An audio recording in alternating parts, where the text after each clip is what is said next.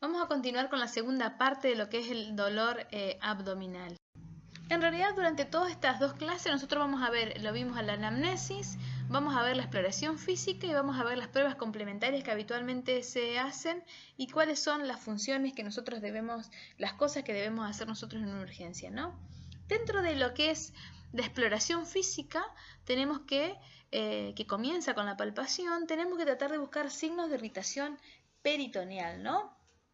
Que en realidad los principales signos para el diagnóstico de apendicitis son estos, el signo de McBurney, de Bloomberg, de Rosbin y el signo del psoas. El signo del Bloomberg es el dolor con la descompresión brusca del abdomen y tiene gran importancia en revelar irritación peritoneal. Puede ser característico en la fosa ilíaca derecha, por ejemplo en una apendicitis. Es también conocido muchas veces como el signo del rebote. El signo de McBurney corresponde a la unión del tercio externo con los 2 tercios internos de una línea que trazamos entre la espina ilíaca anterosuperior derecha hasta el ombligo. Y el signo de Robson es el dolor referido a la fosa ilíaca derecha al presionar sobre la fosa ilíaca izquierda.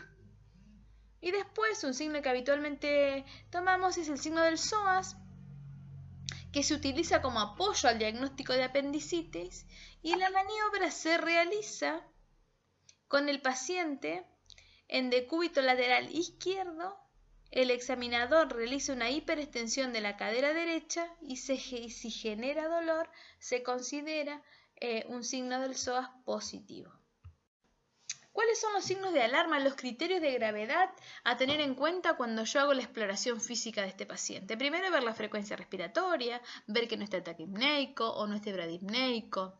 La ausencia o asimetría de pulsos periféricos, en la valoración secundaria tengo que controlar todos los pulsos. Si hay una disminución de nivel de conciencia, son criterios de gravedad que generalmente los detecto al principio, ¿no? En el ABCD, en la búsqueda de la seguridad fisiológica al inicio. Signo de hipoperfusión, que ya lo vimos, que lo vieron en shock también, o lo van a ver.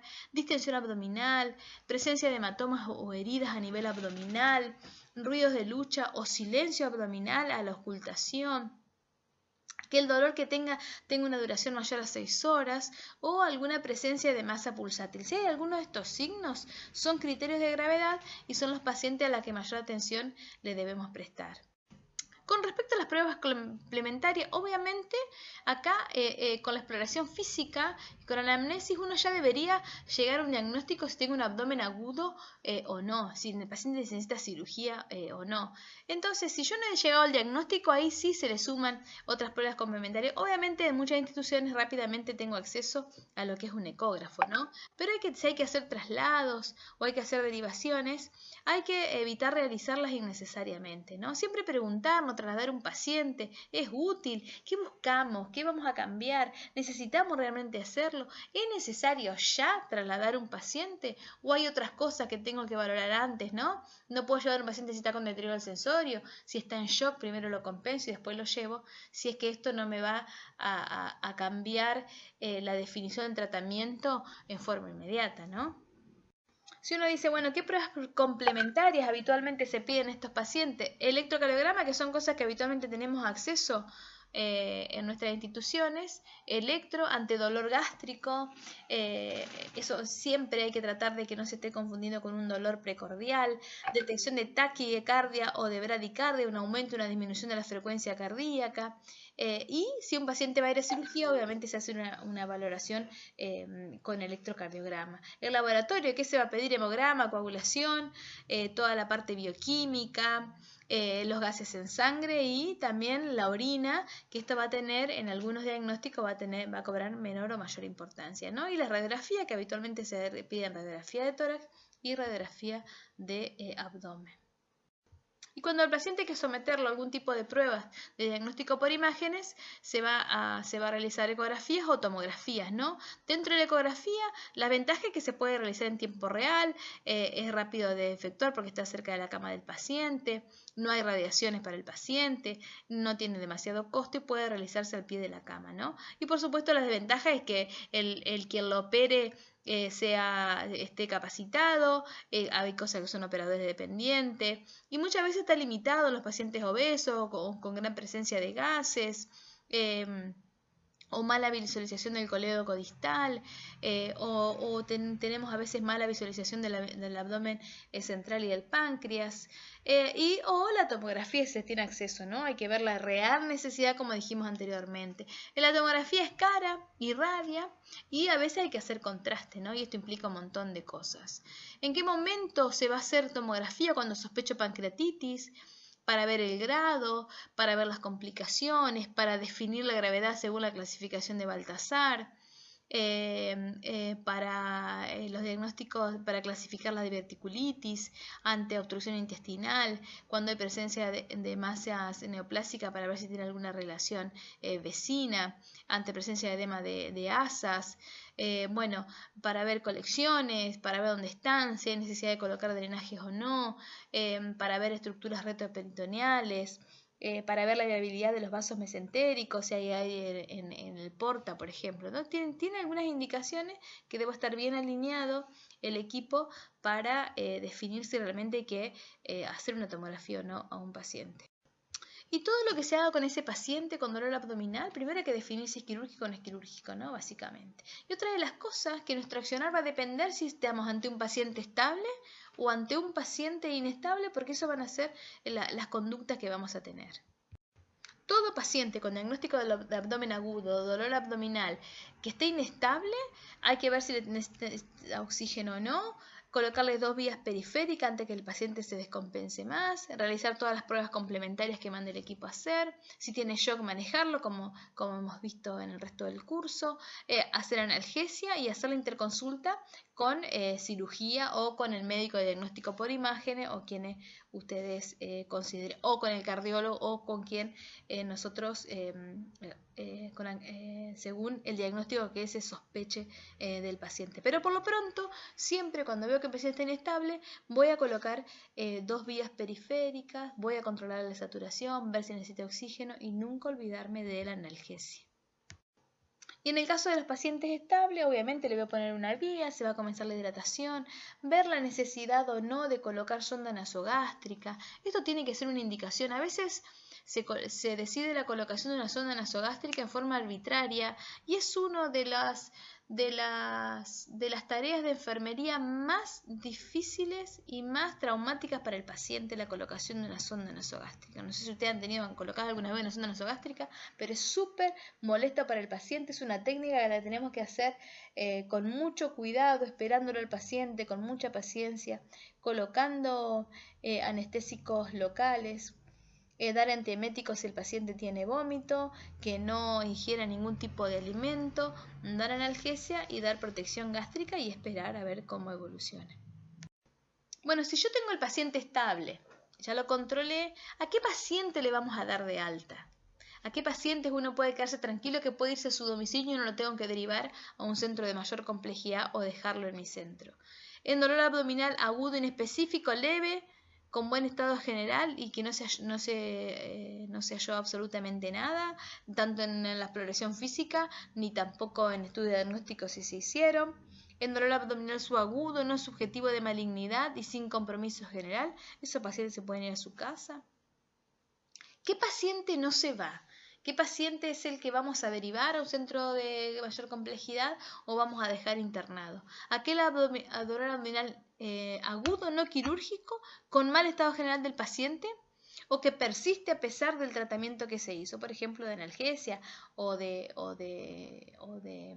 antieméticos o de colocación de una sonda nasogástrica.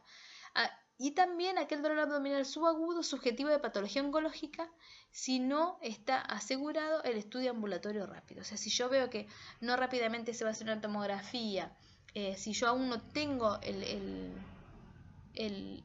diagnóstico y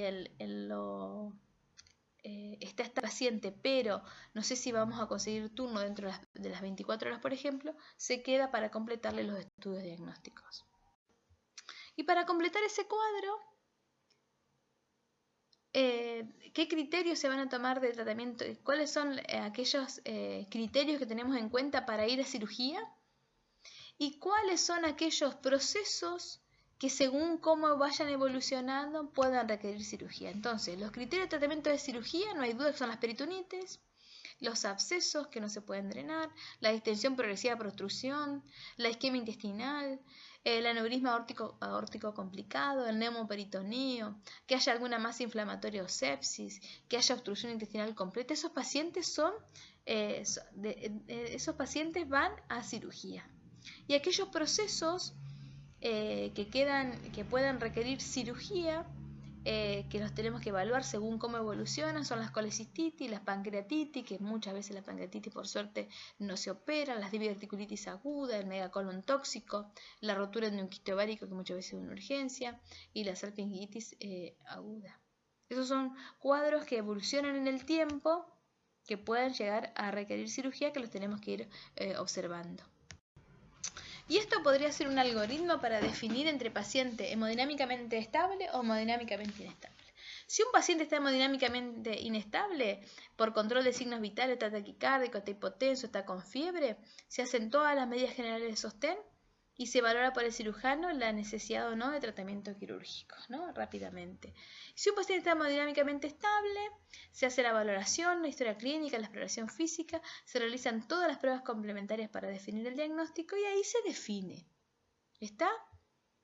Patología que puede requerir tratamiento en función de la evolución. Se hace un tratamiento médico hospitalario y tratamiento quirúrgico. O va directamente a tratamiento quirúrgico. ¿Está? Podemos definir que es una patología quirúrgica urgente. Ahí se hace la preparación preoperatoria, se firman los consentimientos y se hace el tratamiento quirúrgico. O puede definirse que es una patología no quirúrgica, se toman las medidas generales y se hace el tratamiento médico y se lo observa en el hospital o en el domicilio. Si no tengo diagnóstico, se toma la medida general y se la observa. Y según cómo lo que sospechemos o cómo se encuentra el paciente, se lo observa o se lo manda a su domicilio. Eso sería más o menos un proceso para actuar ante un paciente con abdomen agudo, definiéndolo desde la inestabilidad o la inestabilidad. La estabilidad nos da un poco de tiempo, la inestabilidad no nos da demasiado tiempo. Este es otro algoritmo de lo mismo, ¿no? Tengo un paciente con dolor abdominal agudo, hago la valoración de los signos vitales. Si el paciente está inestable o tiene indicación quirúrgica urgente, tengo que manejar el shock y que lo valore urgentemente el cirujano, ¿no? Si el paciente es estable, veo la historia clínica, hago la exploración física para definir el diagnóstico, hago pruebas complementarias para terminar de diagnosticar. Si no tiene diagnóstico, ¿está?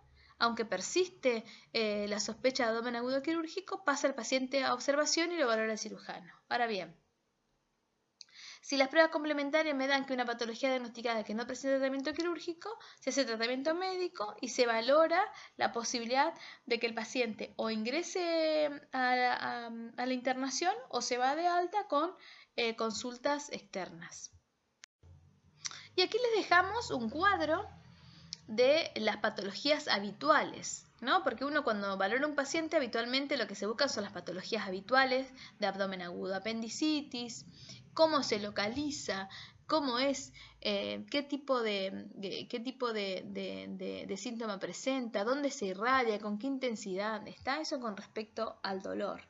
La colecistitis, por ejemplo, se produce de forma rápida, se localiza en el hipocondrio derecho, es un dolor localizado que se diagnostica la presión, que se irradia a la escápula derecha y de intensidad moderada. Y así vamos viendo. Por ejemplo, el embarazo ectópico es de forma brusca, se localiza en el hipogastrio y la pelvis, es localizado, es un dolor tipo punzante, no tiene ninguna irradiación y es de intensidad moderada. Ahora bien, un aneurisma aórtico roto es brusco, pero eso es importante ver cuándo empezó el dolor, dónde localiza ese dolor, cómo es ese dolor, se va, se viene, es como un retorcijón, es intenso, es como un cólico, es continuo, hacia dónde se irradia. Y eso nos puede llevar a la pauta de cuáles son las patologías habituales en las que tenemos que pensar. Entonces nosotros vimos anamnesis, vimos exploración física, vimos las pruebas complementarias que podemos hacer y también lo que tenemos que ver es cuáles son los diagnósticos que habitualmente tenemos que buscar en este tipo de pacientes, los diagnósticos habituales. Como puntos claves para ir terminando, la patología más frecuente es la que se usa con más frecuencia, o sea, el listado de la que tenemos son las que tenemos que pensar. Si no se realizó diagnóstico con antecedente y exploración física, que son las primeras cosas, anamnesia y exploración física, debemos pensar en patologías poco frecuentes. ¿Está? Realizar la interconsulta, hacer mayor estudios diagnósticos e instruir a los pacientes que sean de alta con diagnóstico inespecífico, que vemos que no es quirúrgico, que regresen si empeoran. O sea, tenemos que instruirlo para que nos avisen que si empeoran los síntomas tienen que regresar. Bueno, muchas gracias.